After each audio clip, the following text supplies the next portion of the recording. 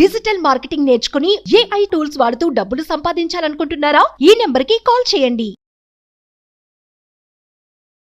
మిత్రులందరికీ నమస్కారం. చాలా మంది ఎన్నో కేసులు నా దగ్గరికి వచ్చాయి. ఎంతో మంది బాధల్ని, ఆవేదనని అర్థం చేసుకున్న తర్వాత వాళ్ళకి సరైనటువంటి న్యాయపరమైనటువంటి సలహాని ఇవ్వాలని అనిపించింది. అందుకే ఈరోజు వాళ్ళందరి యొక్క బాధని మన సీనియర్ అడ్వకేట్ నాగేశ్వరరావు పూజారి గారు మన ముందు ఉన్నారు. వారి ముందు ఆ యొక్క విషయం, ఆ భయం ఏంటో, దాని నుంచి ఎలా బయటపడాలో దానికి సంబంధించినటువంటి అవగాహన మనం తీసుకుందాము. సార్ నమస్తే. సార్, నంబర్ ఆఫ్ కేసెస్ పొద్దున్న లేస్తాయి, నా దగ్గర పరిగెట్టుకు వస్తూ ఉంటారు.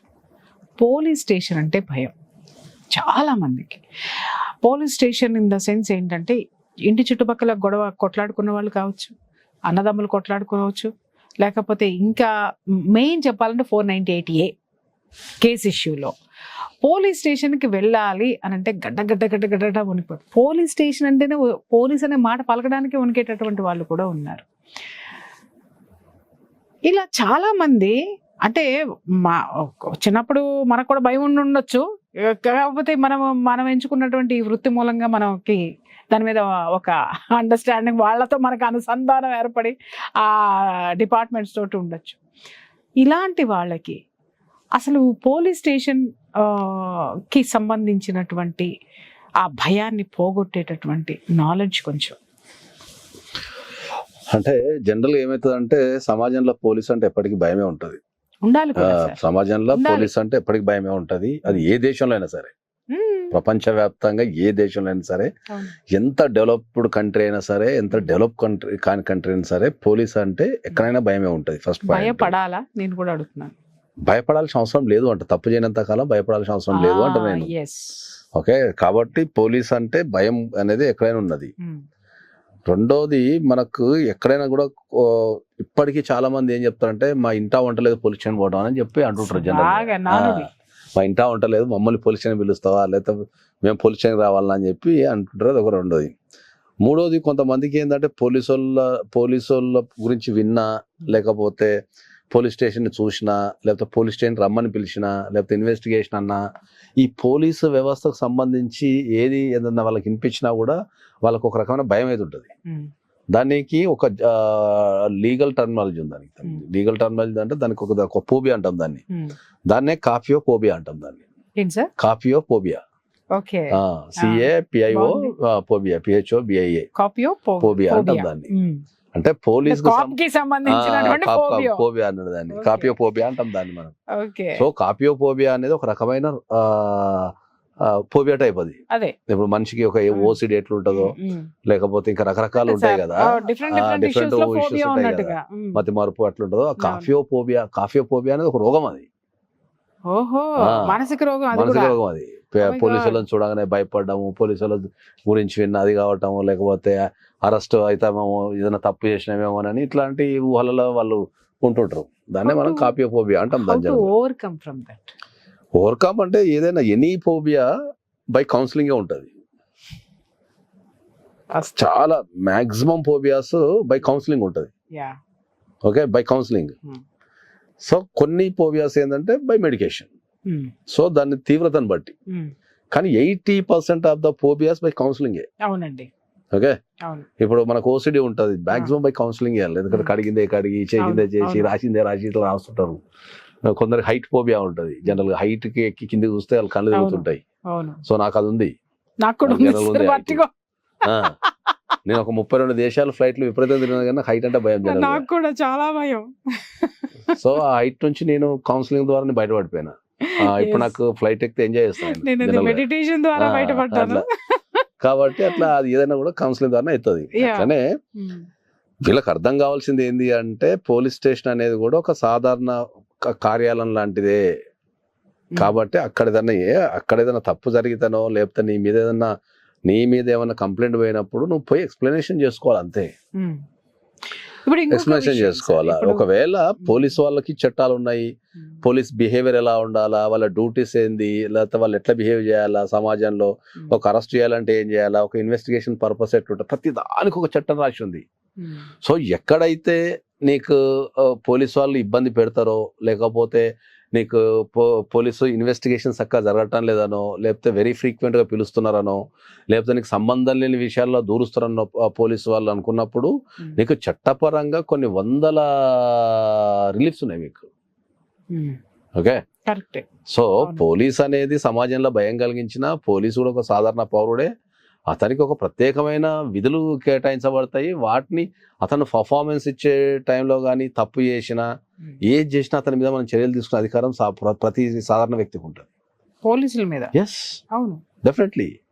పోలీసుల మీద తెలియదు అంటే పోలీసుతో ఎందుకు పెట్టుకోవాలా, నాకేమైనా ఇబ్బంది ఎదురవుతుందేమో, లేదా పోలీస్ అంటే పవర్ ఉంది కదా అని చెప్పి వీళ్ళు అదే దాన్నే కాపియోఫోబియా అంటాం మనం. ఎందుకు పెట్టుకోవాలా అనే దాన్నే కాపియోఫోబియా అంటాం. ఏం జరుగుతుందో, లేకపోతే కొడతారేమో, లోపడేస్తారేమో, ఇట్లాంటి రకరకాల ఇష్యూస్ ఉంటాయి. కాబట్టి జనరల్ గా పరువు వద్దనం. కాబట్టి పోలీస్ ఎక్కడన్నా తప్పు చేస్తే అంటే చట్టానికి వ్యతిరేకంగా, అంటే చట్టానికి వ్యతిరేకం అంటాం కంటే ఏంటంటే చట్టంలో ఉన్న రూల్స్ ని పాటించకుండా అతడు విధులు నిర్వహిస్తే అతనికి కంపల్సరీ మనం పనిష్మెంట్ ఇచ్చే అధికారం కానీ, అతనికి మనము మిగతా కోర్టుకి వెళ్ళి అతనికి ఎగెనిస్ట్ మనము రిలీఫ్ తెచ్చుకోవచ్చు. కానీ అంత ధైర్యం ఎవరికి ఉంటుంది? దాంట్లో ధైర్యం ఎందుకు ఉంటుంది? ఫస్ట్ మీరు నమ్మాల్సింది చట్టం అందరికి సమానమే అని నమ్మాలా.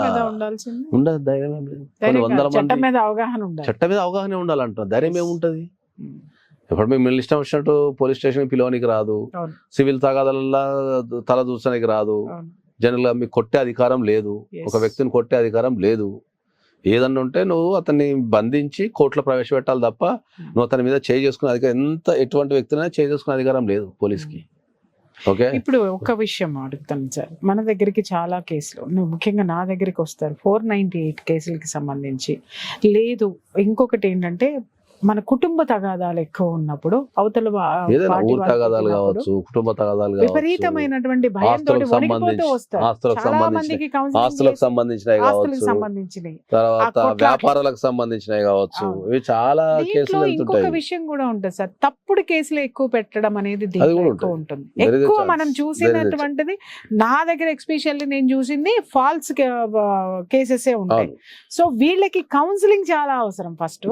అండ్ వన్ మోర్ థింగ్ ఏంటంటే, కౌన్సిలింగ్ తో పాటు కరెక్ట్ లీగల్ పర్సన్ యొక్క సపోర్ట్ కూడా వీళ్ళకి చాలా అవసరం ఉంది. ఆ విషయాన్ని మనం చాలా సందర్భాల్లో చెప్తున్నాం మనం. ఎందుకంటే నేను కొన్ని వందల సందర్భాలు చెప్తే ఏంటంటే, పోలీస్ స్టేషన్కి వెళ్ళి వచ్చిన తర్వాతనో, లేకపోతే తెలవకుండా పోయి అరెస్ట్ అయిన వాళ్ళు కానీ, ఏం తెలవకుండా పోయి అరెస్ట్ అయిన వాళ్ళు కానీ, అన్యాయంగా అరెస్ట్ అయిన వాళ్ళు కానీ, లేకపోతే వెళ్ళిన తర్వాత భయపడి బలవంతంగా కేసులు, పైసలు పోతాపోయినాయి, ఆస్తులు పోతాపోయినాయి అని క్లోజ్ చేసుకున్నారు. కానీ చాలా మంది తర్వాత రిగ్రెట్ అవుతుంటారు. అవును, నేను అందరికీ చెప్పేది ఏంది అంటే, పోలీస్ స్టేషన్కి